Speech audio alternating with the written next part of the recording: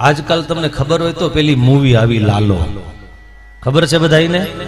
હે આવી છે ને, ઈ ભાગવતનું જ દર્શન કરાવે છે હો તમને.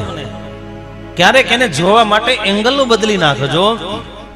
ઈ આપણને એ શીખવાડે છે કે કદાચ આપણા દીકરાઓ હોય, દીકરીઓ હોય કે આપણે લોકો હોઈએ, પણ યાદ રાખજો ગમે તેટલા સજ્જન હોઈએ, તુલસીનો ક્યારો લઈને યાત્રાએ જતા હોઈએ, સાધનાના એ માળા અને મંત્રને લઈને જતા હોઈએ, પણ જીવનમાં જો ખરાબ માણસનો સંગ થાય, ખરાબ કુટેવની જો એકવાર એન્ટ્રી થઈ જાય ને, તો યાદ રાખજો અધપતન થકી કોઈ બચાવી નથી શકતું.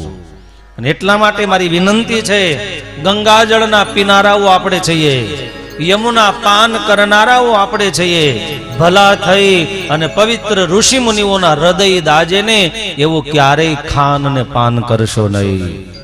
બીજી વાત એમાંથી એ શીખવા મળે છે કે કદાચ જીવનમાં જો સારા માણસનો સંગ રાખ્યો હશે, અથવા ઘરની અંદર સંગને લીધેથી પરિસ્થિતિ બદલાઈ જાય ને, ત્યારે મારી તમને એક નાની એવી વિનંતી છે, આ મૂવી માંથી એ જ પ્રેરણા લેવાની છે ભક્તો, કે ઘરના પરિવારના સભ્યો સિવાય તમને કોઈ મદદ કરવા આવતું નથી. તમાચો જોવા આવશે, તાળીઓ પાડવા આવશે, તમારી આગળ રડી રડી દીન બનીને તમારી વાત સાંભળશે, પાછા હસતા હસતા જગતના ચોકમાં તમારી જ વાતો કરશે.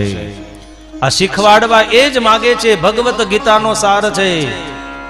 તમને મળેલી તમારી ધર્મ પત્ની હોય તોય ભલે, તમારા દીકરાઓ હોય તોય ભલે, દીકરીઓ હોય તોય ભલે, એની સાથે હેત ભર્યું વાતાવરણ, પ્રેમ ભર્યું વાતાવરણ, દિલની વાત કરી શકે, હળવા થઈ શકે, આવું વાતાવરણ રાખજો. આ મૂવી માંથી શીખવા જેવું છે. એનાથી આગળ જાઓ. ભગવાન તો તમારી સાથે છે જ ભક્તો, એ માર્ગદર્શન કરવા માટે બેઠા જ છે ભક્તો. પણ આ જીવ જ્યારે એને ભૂલી જાય છે ને, ત્યારે ભગવાન એને સ્મૃતિ કરાવે છે.